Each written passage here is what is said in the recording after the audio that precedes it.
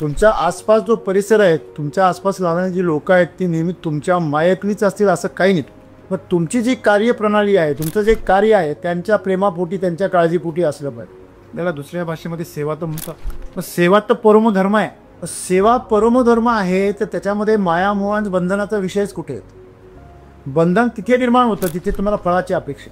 मग तुम्ही ज्यावेळेस हेतू ठेवता तेव्हा तुमची कर्म आहेत, त्या कर्मातून तुम्हाला जर सिद्धी प्राप्त झाली, तुम्ही एक कौशल्य प्राप्त केलं, क्षमता प्राप्त केली, तर ती कार्यक्षमता तुम्हाला बंधनामध्ये अडकवणार आहे. या प्रकृतीचे आम्ही जर सदस्य आहोत, या प्रकृतीने निर्माण केलेली जी सृष्टी आहे त्या सृष्टीला आणखी सुंदर कसं बनवता येईल ह्याच्यासाठी प्रयत्नशील असणे म्हणजे त्या प्रकृतीचा अतूट हिस्सा होईल.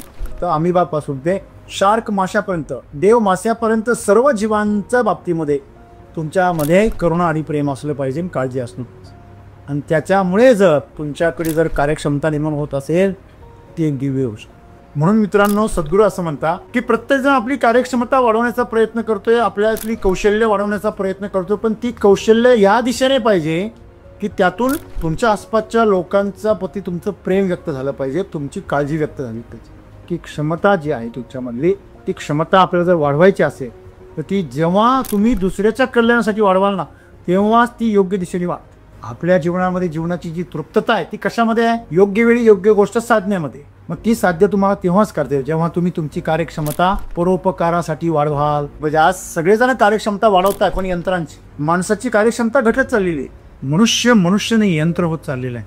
आणि त्या भीतीपोटी सद्गुरू आम्हाला सांगताय की तुम्ही जीवनामध्ये जे काही कार्य कराल, जी काही क्षमता वाढवाल ती तुमची करुणेपोटी झाली पाहिजे, स्वार्थापोटी नाही. यंत्रांच्या मदतीने आम्ही खूप क्षमता वाढवल्या, पण आमची क्षमता वाढली का? प्रेम आणि काळजी या दोन गोष्टींच्या माध्यमातून जीवनामध्ये तुम्ही जे काही कराल ते तुम्ही एक सुंदर संवेदनशील असा माणूस बनाल, जे आज घडत असलेल्या यांत्रिकीकरणासाठी सर्वात गरजेचं आहे.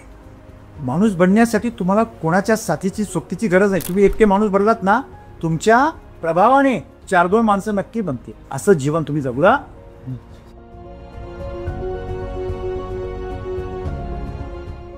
आपण ज्यावेळेस कोणतेही कर्मबंधन तयार करतो तर त्याच्यातून आपल्याला सुख आणि दुःख हे दोन्ही पण होण्याची शक्यता राहते.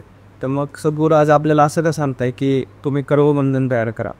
सर, माझा आजचा प्रश्न असा आहे की कार्यक्षमता जी आहे तर ती आपण आपल्यासाठीच नाही करायला पाहिजे. म्हणजे आपली कार्यक्षमता तेव्हा वाढली पाहिजे जेव्हा आपण इतरांचा म्हणजे त्यांच्यासाठी प्रेम आहे आपलं, त्यांच्यावरती आपली करुणा आहे किंवा त्यांचं भलं व्हायला पाहिजे, त्यांचं समाधान आपल्या कार्यक्षमतेच्या माध्यमातून व्हायला पाहिजे. तर माझा प्रश्न असा आहे की बऱ्याच वेळा काय होतं की आपण ज्यांच्यावर प्रेम करतो त्यांच्यामुळं आपल्या कार्यक्षमतेमध्ये थोडाफार 19-20 होते किंवा मग थोडीफार कमी होती. तर मग अशा परिस्थितीमध्ये काय करायला पाहिजे? जे माझा जो विचार आहे तो चुकीचा आहे की बरोबर आहे, याबद्दल मार्गदर्शन आहे. मित्र हो, सर्वप्रथम आपण हे लक्षात घेतलं पाहिजे की सद्गुरू तुम्ही ज्यांच्यावर प्रेम करता त्यांच्याबद्दल नाही बोलता. ते माया मोहाबद्दल बोलतच नाही. तुमच्या आसपास असलेले, तुम्ही स्टेशनवर उभे आहे, तुमच्या आसपास सगळे अनोळखी लोक आहे. तुम्ही कार्यालयामध्ये काम करण्यासाठी गेले, तुमच्या आसपास तुमचे सहकारी आहे. तुम्ही बाहेर गेले फिरायला, तुमच्या आसपास तुमचे मित्रपरिवार आहे. तुम्ही कुठल्या तुमच्या पारिवारिक कार्यक्रमाला गेला, तुमच्या आसपास तुमचे नातेवाईक आणि तुमच्या घरामध्ये तुमचे कुटुंबिक आहे. तुमच्या आसपास जो परिसर आहे, तुमच्या आसपास राहणारी जी लोक आहेत ती नेहमी तुमच्या मायेतलीच असतील असं काही नाही. पण तुमची जी कार्यप्रणाली आहे, तुमचं जे कार्य आहे त्यांच्या प्रेमापोटी, त्यांच्या काळजीपोटी असलं पाहिजे. क्षमतेचा नंतरचा विषय. पहिलं कार्य तुम्ही जे करता ते तुमच्या आसपास जी माणसं आहे, तुम्ही जिथे कुठे असाल वर्तमान काळामध्ये, आणि तुमच्या आसपास जी माणसं आहे त्या माणसांच्या प्रती, त्यांच्या कल्याणाप्रती आणि त्यांच्या प्रेमापोटी तुमच्या हातून कार्य करणं. त्याला दुसऱ्या भाषेमध्ये सेवा तर म्हणतात, पण सेवा तर परमधर्म आहे. सेवा परमधर्म आहे तर त्याच्यामध्ये माया मोह बंधनाचा विषयच कुठे येतो? बंधन तिथे निर्माण होतं जिथे तुम्हाला फळाची अपेक्षा. तुम्ही तुमच्या परिवाराची सेवा जरी निरपेक्ष भावनेने केली ते सुद्धा बंधन तयार होत नाही. समाजाची सेवा तुम्ही निरपेक्ष भावनेने केली. व्यवहार कधी करतो? जेव्हा लेनदेन होते. कुटुंबातल्या कुटुंबामध्ये जर जमीन जर दिली तर तो व्यवहार आहे का? नाही आहे. त्या मोबदल्यात तुम्ही काहीच घेत नाही. तुम्ही देता किंवा घेता, त्या बदल्यात काही व्यवहार होते. असं कर्म करताना त्या कर्माच्या पाठीमागे कुठला हेतू नाही. ते घडतं कसं? ते प्रेमातून घडतं, ते काळजीतून घडतं. आई आपल्या बाळाची काळजी प्रेमापोटी घेते. आई आपल्या बाळाच्या कल्याणाच्या विचाराने त्याची काळजी. त्या बदल्यामध्ये तिला काही नको आहे. तिच्याजवळ बाळ आहे हे तिच्यासाठी खरं आहे. आम्हाला कर्म करायला मिळतं आहे, कार्य करायला मिळतं आहे, हेच आमच्यासाठी खूप आहे.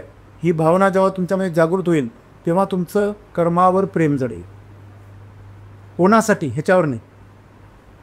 जेव्हा तुम्हाला हेतू आहे तेव्हा तुम्ही कोणासाठी हे महत्त्वाचं आहे. जेव्हा कर्म केलं जातं तेव्हा एक कर्ता असतो आणि एक कर्म असतं, आणि ते ज्याच्यासाठी असतं ते कर्मणी असतं. मग कर्मासाठी जो उद्देश आहे तो उद्देश तुमचा निरपेक्ष जर असेल तर तुम्ही जे काही कराल ते कर्म तुमचं परमेश्वरासाठी पूजा असेल, परमेश्वरासाठी प्रार्थना असेल. माणसं देवळामध्ये जाऊन पूजा करतात, त्याच्यातून पण अपेक्षा करतात की मला या पूजेमधून असं प्राप्त झालं पाहिजे. सत्यनारायणाची पूजा जर तुम्ही पाहिली तर पूर्णपणे व्यवसाय आहे. त्याच्यामध्ये सत्य पण नाही आहे, नारायण पण नाही. साधू वाण्याची सगळी कहाणी आहे. जेव्हा आम्ही लहान होतो त्या काळामध्ये तर स्त्रिया संतोषी मातेचे व्रत करायचे आणि ते पुस्तकं वाटायचे. चांगला शोध घेतल्यानंतर असं लक्षात आलं, एका प्रिंटिंग प्रेसवाल्याने ही शक्कल लढवली. स्त्रियांमध्ये अशी भूमिका पसरून दिली, भूमिका की संतोषी मातेचं व्रत केल्याने आणि हे पुस्तकं वाटल्याने तुम्हाला तुमची इच्छापूर्ती होते, धनप्राप्ती होते, लक्ष्मीपूर्ती होते, तुमच्या घरामध्ये मंगळ घडतं. आता आपल्याकडे माणसं कशी आहे, जेव्हा सुरुवातीला लोक टोमॅटो लावायचे आमच्या गावाकडे, तर 3-4 वर्षानंतर लीफ मायनर नावाचा रोग आला. कीड आली अक्षरशः. ती कीड काय करायची, त्या पानाच्या वरच्या आणि खालच्या लेअरच्या मध्ये जो गाभा आहे तो गाभा खायची. एपिडर्मिस तसंच ठेवायची बाहेरचं आणि मधला गाभा खाऊन घ्यायची. आणि ती जाताना ती अशी नागमोडी पुढे जायची आणि मागे अशी निशाण सोडून जायची. आणि योगायोगाने त्या काळामध्ये नागपंचमीचा सण होता. शेतकऱ्यांमध्ये अशी अफवा पसरली की नागदेवता क्रोधित झालेले आहे. लोकांनी 2-2, 3-3 वेळा नागपंचमी केली. सांगण्याचं तात्पर्य असं आहे की तुम्ही देवाची पूजासुद्धा हेतू ठेवून का. मग तुम्ही ज्यावेळेस हेतू ठेवता तेव्हा तुमची जी कर्म आहेत त्या कर्मातून तुम्हाला जर सिद्धी प्राप्त झाली, तुम्ही एक कौशल्य प्राप्त केलं, क्षमता प्राप्त केली, तर ती कार्यक्षमता तुम्हाला बंधनामध्ये अडकवणारी आहे. जर तुम्ही गरजेपेक्षा जास्त जर पैसे कमवले तर ते CAच्या हिशोबासाठी गव्हर्नमेंटच्या टॅक्ससाठी कमवतं, बाकी काहीच उपयोग नाही. ज्यावेळेस तुमचा पगार महिन्याला 2 लाखाच्या पुढे जातो, निम्मा पगार तर गव्हर्नमेंटच कापून घेत, कारण टॅक्स तुमचं 20-25% पुढे आहे. तर 25%, 20-25%, 30% टॅक्स म्हणजे 3 महिन्याचा पगार घेतला ना कापून तुमचा.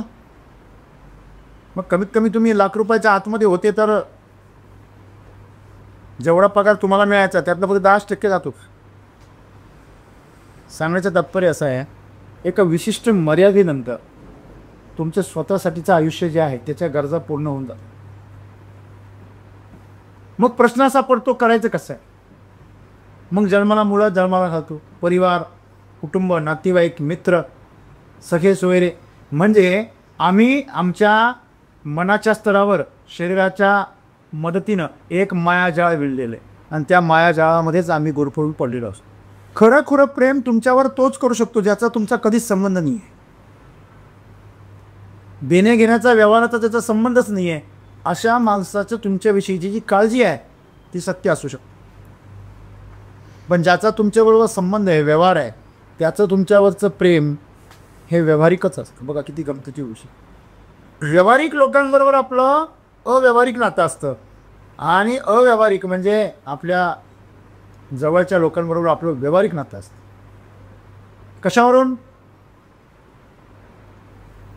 जर भाऊ असतील आणि थोडा जर तुमच्या वाटणीमध्ये फरक झाला तर एकमेकाचा गळा कापायला मागे पुढे बघत नाही. कार्य करण्याची जी क्षमता आहे प्रत्येकाला वाढवावीशी वाटते, कारण कार्यक्षमता तुमची जेव्हा वाढते तेव्हा तुम्ही समृद्ध होता.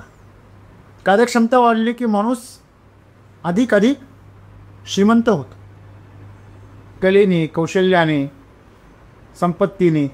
मग ज्यावेळेस त्याची संपत्ती, त्याचं कौशल्य, त्याची क्षमता कलेने वाढत जाते, तेव्हा तो या समाजामध्ये एक प्रतिष्ठित व्यक्तिमत्व बनतो, एक आदर असलेलं व्यक्तिमत्व बनतो. आणि सद्गुरू असं म्हणता की तुम्ही जेव्हा तुमची कार्यक्षमता वाढवा, बघा ज्याच्या काय वेगळी कार्यक्षमता आहे तो आदरास पात्र असतो, तो कौतुकास पात्र असतो. आणि आम्हा सगळ्यांना असं वाटतं की आमचं कौतुक व्हावं, आमचा आदर व्हावा, आम्ही कुठेही जरी गेलो तर आमचा सत्कार व्हावा. का असं आहे तुमच्यापैकी? तुम्हाला असं वाटतच नाही. जो जिवंत आहे त्याला असं वाटतं, जो मेलेला आहे त्याला असं वाटत नाही. तुम्ही एखाद्या प्रेताजवळ गेले, त्याला म्हटले 1 कोटी रुपये देतो, येतो का माझ्याबरोबर? तुम्ही हरवली त्याची मुंडी हलणार नाही त्याची. कारण त्याच्यामध्ये ज्याला हे मिळवायचं होतं तो निघून गेलेला आहे. दुर्दैव हे आहे की आम्ही या शरीराला आमचं जीवन समजू. मग हे शरीर जे आहे किंवा हे जे मन आहे, हे मन आणि शरीर त्याच्या सेवेसाठी आहे जो तुमच्यामध्ये जिवंत आहे. आणि त्याला शिखरावर पोचायचं आहे, त्याला चमकायची इच्छा आहे, त्याला काहीतरी करण्याची इच्छा आहे. परंतु समस्या अशी आहे का तो कायम झाकून राहतो आणि हे शरीर आणि मनच उड्या मारतं. शरीराच्या संबंधित, मनाच्या संबंधित ज्या गोष्टी आहेत त्यांना महत्त्व प्राप्त होतं. माणसं नात्यामध्ये एवढी का गुरफडता? कारण तुम्ही शरीराला फार महत्त्व देता, त्यांच्यामुळे शरीर मिळालं. अरे पण चाले हे शरीर कोणाची या सत्ते? कोणाच्या सत्तेने शरीर चाललं? तुझ्या आईवडिलांच्या सत्तेने चाललं का? मग त्यांच्या परवानगीशिवाय तुम्ही मरू पण शकत नाही. त्यांच्या माध्यमातून त्यांनी जन्माला नाही का, त्यांना माध्यम बनवलं या प्रकृती, म्हणून त्यांचा आदर आहेच. एखाद्याने आपल्याला ग्लासभर पाणीचा दिला, तहान लागलं होतं, आपण त्याचा किती उपकार लक्षात ठेवतो, कृतज्ञ राहतो. यांनी तर आपलं हे शरीर दिलेलं आहे, ही अनमोल भेट आहे, सर्वोच्च भेट आहे आपल्याच प्रकृतीकडून, आणि तिचं ते स्रोत आहे. त्या स्रोताचं तर धन्यवाद आहेच. पण ज्याच्यामुळे हे शरीर चाललेलं आहे, ज्याच्यामुळे हे जीवन चाललेलं आहे, त्याच्याप्रती आभार व्यक्त करणं म्हणजे त्यांनी निर्माण केलेली जी सृष्टी आहे तिच्यामध्ये साहाय्यभूत होऊन. तुम्हाला जर एखाद्या संघटनेचं किंवा पक्षाचं काम करायचं असेल, त्या पक्षाने ठरवून दिलेली जी काही कर्तव्य असते त्या कर्तव्याचं अनुसरण करणे म्हणजे त्या पक्षाचं वारसदार असणे किंवा त्याचा सदस्य असणे.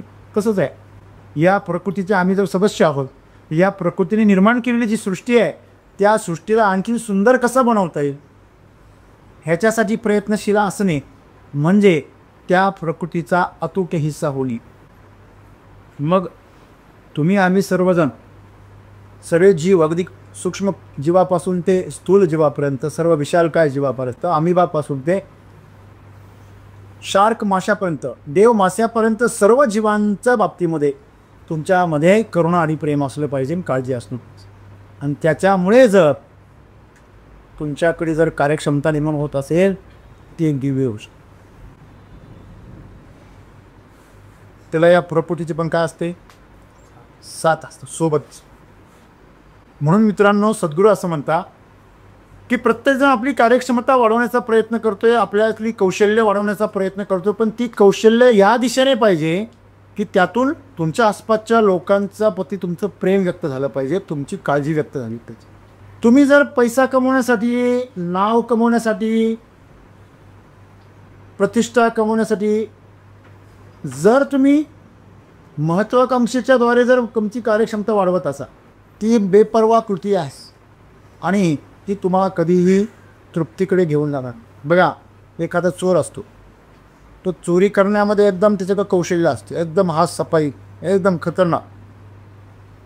पण चोर कधी समाधानाने मिळायला पाहिला का तुम्ही? तो सज्जन माणूस लवकर मरत नाही, समाधान आहे. दुर्जनाची तर कहाणीच वेगळी आहे. तर हे बी माहीत नसतं मी दुर्जन आहे. तुम्हाला कधी एखादा दारुड्या असं म्हटलं का? नाही मी दारुडे. तो वरून म्हणतो दोन पेग पेल्याने काय दारुड्या होतो का? मी तर कधी कधी पिते. आणि पिल्यावर तर विचारायचं, तो वरून म्हणतो मी काय बोललो मला नाही माहिती, मी बोललो का असं? नाही, मी असं बोलू शकत नाही, मी असं करू शकत नाही. एखादा वेड लागलेला मनुष्य, वेडा मनुष्य, वेड्याच्या इस्पितळामध्ये जायचं, एखाद्या वेड्याला विचार तू वेडा आहे, तो म्हणे तू वेडा, तुझा बाप वेडा, तुझं खानदान वेडा, मला वेडा म्हणतोस. अरे मित्रांनो, कधी कधी शहाणी माणसं आणि वेडी माणसांमधला फरक कळत नाही. कधी कधी असं वाटतं का वेडं झालेलं बरं, म्हणजे वेडा कधी वेडेपणा मान्य करत नाही, आणि शहाणा जो आहे तो वेड्यापैकी नेहमी वेडाच ठरतो. लक्षात ठेव, एक शहाणा आहे बाकी सगळे वेडे, काय होणार, काही दिवसांनी हा पण वेडा झालेला असं. या शहाण्यामुळे ते शहाणी होणार नाही, पण त्यांच्यामुळे हा वेडा होईल याची गॅरंटी आहे. मित्रांनो, ही समस्या की आम्ही जे जीवन जगतो, आमची अपेक्षा आहे समाधानाची, तृप्तीची, त्यासाठी आम्ही उन्नती करायचा प्रयत्न करतो. प्रत्येकजण विकास साधतो आहे स्वतःच. तुम्ही नाही केला तरी तुमचं शरीर स्वतः विकसित होतच आहे. तुम्ही नाही ऐकलं तरी कान तुमचे नवीन गोष्टी ऐकतच आहे. तुम्ही नाही ठरवलं तरी डोळे पाहतच राहणार आहे. आणि तुम्ही नाही केला तरी तुमचं जे मेंदू आहे तो विचार करतच राहणार. मग तुम्ही हे जे विचार आहे, हे पाहणं आहे, हे कानांचं ऐकणं आहे, हे सगळं जर सूत्रबद्ध केलं आणि त्याच्या माध्यमातून तुमच्या आसपासचं जीवन जर सुंदर करण्याचा प्रयत्न केला, विशेष करून तुमच्या आसपासचे जे लोक आहेत त्यांच्याप्रती तुम्ही जर प्रेमातून आणि काळजीतून हे सगळं करायला लागलात, त्यांच्या काळजीपोटी पहा, त्यांच्या प्रेमापोटी ऐका. बऱ्याच वेळा एखादा जण त्याचं गाणं सांगत असतो आणि आपल्याला फार बोर झाले आणि आपण ती त्यांनी 4 वेळा सांगितलेली असते. हे त्याला लक्षात येत नाही, आपण 4 वेळा सांगितलं. त्यावेळेस आपल्याला काय होतो, कंटाळ आहे, पण आपण ऐकतो का, प्रेम आहे, त्याचं मन दुखणं, चला त्याला समाधान वाटते ना, मग ऐकायला. की क्षमता जी आहे तुमच्यामधली, ती क्षमता आपल्याला जर वाढवायची असेल तर ती जेव्हा तुम्ही दुसऱ्याच्या कल्याणासाठी वाढवाल ना, तेव्हाच ती योग्य दिशेने वाढते, नाहीतर ती भरकट. जेव्हा तुमची क्षमता स्वार्थासाठी वाढवता तुम्ही, तेव्हा तुमच्या आयुष्यामध्ये फ्रस्ट्रेशन आहे, नैराश्य सगळं असूनसुद्धा असमाधान आहे. पैसा भरपूर आहे, खर्च करायची इच्छा नाही. खायला भरपूर आहे, डॉक्टरनी पथ्य घातलेले आहे. जेव्हा दात असतात तेव्हा चणे नसतात, आणि जेव्हा चणे येतात तेव्हा दात गेलेले असतात. याची मन जे आहे, आपण शब्दशः घेऊ, ज्यावेळेस सुविधा असते तेव्हा ते सुविधा भोगण्याची परिस्थिती नसते शरीराची आणि मनाची, आणि जेव्हा सुविधा नसते तेव्हा शरीर ती भोगण्यासाठी उत्सुक असतं, तयार असतं. तरुणपणामध्ये भरपूर आरोग्य असतं, परंतु संपत्ती नसते, आणि उतार वयामध्ये संपत्ती येते आणि आरोग्य नसतं. म्हणून आपल्या जीवनामध्ये जीवनाची जी तृप्तता आहे ती कशामध्ये आहे, योग्य वेळी योग्य गोष्ट साधण्यामध्ये. मग ती साध्य तुम्हाला तेव्हाच करते जेव्हा तुम्ही तुमची कार्यक्षमता परोपकारासाठी वाढवाल. आज आमची प्रत्येकजण काही कोणी नवीन कोर्सेस करतं, कुणी नवीन क्लासेस करतं, नवीन परीक्षा देतं, नवीन डिग्री मिळवतं. का वाढवतं तुम्ही हे सगळं, का करता? कुणी PPT बनवण्यामध्ये, सोशल मीडियावरती, अनेक विभागामध्ये आपण आपली क्षमता काय करतो, विकसित करतो. पण ती क्षमता विकसित करण्याचा तुमचा जो मूळ हेतू आहे तो काय असला पाहिजे, दुसऱ्याबद्दलचं प्रेम असं, दुसऱ्याबद्दलची काळजी असं. ज्या दिवशी तुम्ही ह्यासाठी हे कराल त्या दिवशी तुमच्या हातून महान कार्य घडेल जे तुम्हाला तृप्ती देईल. नाहीतर तुम्ही एक यंत्रासारखे जगा. यंत्र सगळी कामं करतं जी माणूस करतो, परंतु त्याच्यामध्ये भावना नसते, त्याच्यामध्ये ऊर्जा नसते, जिवंतपणा नसतो, चेतना नसतं. माणसाचं जीवन यांत्रिक बनत चाललेलं आहे. आर्टिफिशियल इंटेलिजन्स यावर आधारित सद्गुरूंचं आजचं हे कोट आहे. आर्टिफिशियल इंटेलिजन्समध्ये सर्वात मोठा धोका काय, माणसाची सगळी कामं यंत्र करताय आणि यंत्राची कामं माणसं करतात. सगळी यंत्र माणसं बनलेली आहे आणि माणसं मात्र यंत्र बनत चाललेली. बाप औपचारिकपणाने निभावतो रे, मुलांचे लग्न करून द्या, करिअर उभे करून द्या, आपली जबाबदारी समजू. आणि आज परिवार हे परिवार नसून एक फॅक्टरी बनली नाही, कंपनी बनली. प्रत्येक परिवार म्हणजे एक कंपनी बनली. प्रत्येकजण त्या ठिकाणी डायरेक्टर आहे. तो म्हणतो माझी योजना चालली पाहिजे. हॅलो, बायको म्हणते माझी योजना चालली पाहिजे, नवरा म्हणतो माझी योजना चालली. योजना राबवायची कोणती, घर एकच. मला सांगा, अशा प्रकारचं जीवन हे असं विकृत बनत चाललं. आणि म्हणून सद्गुरू काय म्हणता, तुमच्यामध्ये जी कार्यक्षमता आहे ती कार्यक्षमता नक्की वाढवली गेली पाहिजे. आज सगळेजण कार्यक्षमता वाढवताय, पण यंत्रांची. माणसाची कार्यक्षमता घटत चाललेली आहे. माणूस पूर्वी 100 किलो उचलायचा, आता 25 किलोवर आला. माणूस पूर्वी डोक्याला ताण द्यायचा आणि पावकी दिवकीचे पण हिशोब करायचा, आता त्याला 10च्या पाड्यात हिशोब सुद्धा लवकर येत नाही. तुम्हाला जर विचारलं 10 कोटीमध्ये किती शून्य असतात, तर बराच वेळ विचार करावा लागेल.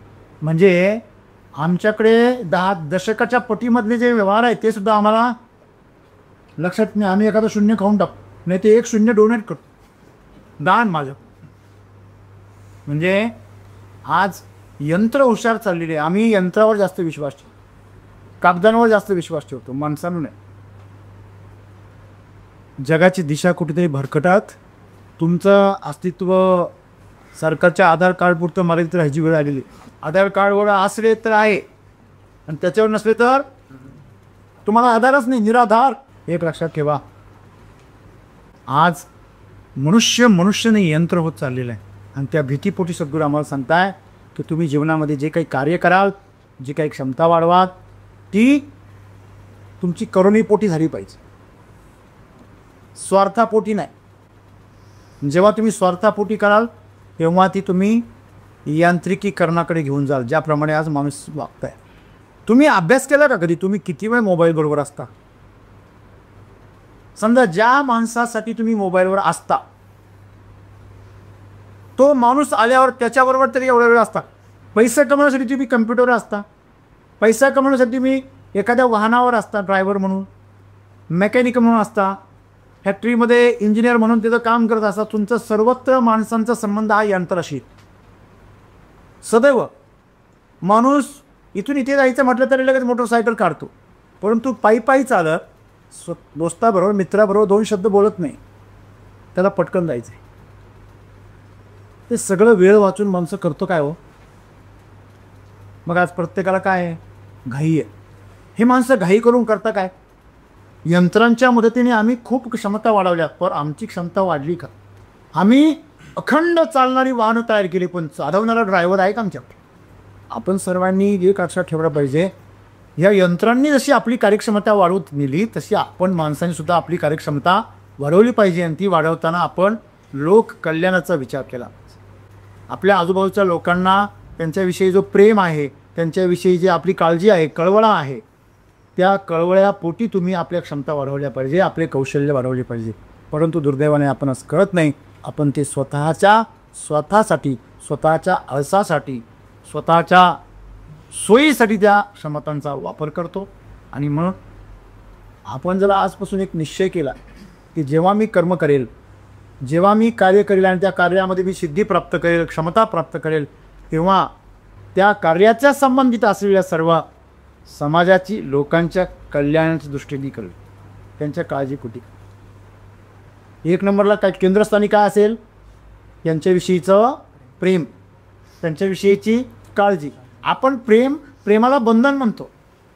Actually love is not boundary और नॉट बाइंडिंग. तुम्ही कोणाशी बांधणारा धागा म्हणजे प्रेम नाही आहे. प्रेम म्हणजे यू आर गिविंग फ्रीडम. तुम्ही काय देताय? दुसऱ्याचे धागे सोडताय. त्याने स्वतःला जे धागे बांधून ठेवले ते पण काय करताय तुम्ही? त्याला सोडायला मदत करा. जो माणूस समोरच्याच्या मनातल्या गाठी सोडू शकत नाही, त्याने प्रेमाचे नावच घेऊ. आपण जे काही करणार आहोत ते दुसऱ्याच्या अंतःकरणातील गुंतागुंत सोडवण्यासाठी पाहिजे. त्याची तर आहेच, तुझी पण करून ठेव गुंतागुंत. म्हणजे तुला कोणी भेटला का तो पण वेळत नाही आहे. म्हणून आपण माणसाने स्वतःचं जीवन कसं सुटसुटीत आणि मोकळं बनवलं. म्हणून प्रेम आणि काळजी या 2 गोष्टींच्या माध्यमातून जीवनामध्ये तुम्ही जे काही कराल ते तुम्ही एक सुंदर संवेदनशील असा माणूस बनाल, जे आज घडत असलेल्या यांत्रिकीकरणासाठी सर्वात गरजेचं आहे. बरोबर आहे? नाहीतर आपण असं म्हणतो की माणसामध्ये मन नाही राहील. आपणच म्हणतो, पण स्वतःला विचारतो का तुमच्यात राहिलं आहे का? नाही, जगात नाही राहिलं म्हणून माझ्यात पण नाही. जगाला माणूस म्हणून जगायचं नाही आहे, तुम्हाला पण नाही जगायचं आहे. नाही, पण त्यांच्यात राहायचं म्हटलं त्यांच्यासारखंच राहावं लागेल. पण तुम्हाला जर त्यांच्यात राहायचं आहे आणि त्यांच्यासारखं व्हावं लागेल, मग तो कुंभाराने गाढव व्हायला लागेल. मग जो काटे साफ करतो जंगलामध्ये त्याला काटा व्हावं लागेल.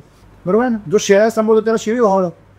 समाज कसा आहे, लोक कसे आहे, ते कसे जगताय, त्यांच्यासारखे तुम्ही हो ना. तुम्ही माणसासारखे हो.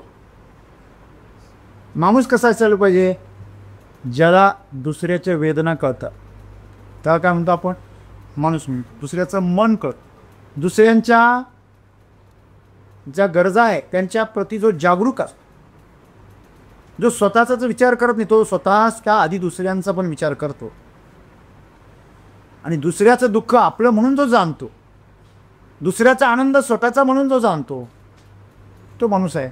समजा कुंभाराच्या घरामध्ये एखाद्या आनंदाची बातमी आली तर गाढवं लगेच टाळा वाजवतो का, लगेच आनंद व्यक्त करता का मोठमोठ्याने लेखून? नाही, त्यांना काही घेणं नाही आहे की. म्हणून आपण गाढव नाही बनलं पाहिजे. माणूस बनण्यासाठी तुम्हाला कोणाच्या साथीची सोबतीची गरज नाही. तुम्ही एकटे माणूस बनलात ना, तुमच्या प्रभावाने 4-2 माणसं नक्की बनतील. असं जीवन तुम्ही जगूया. धन्यवाद.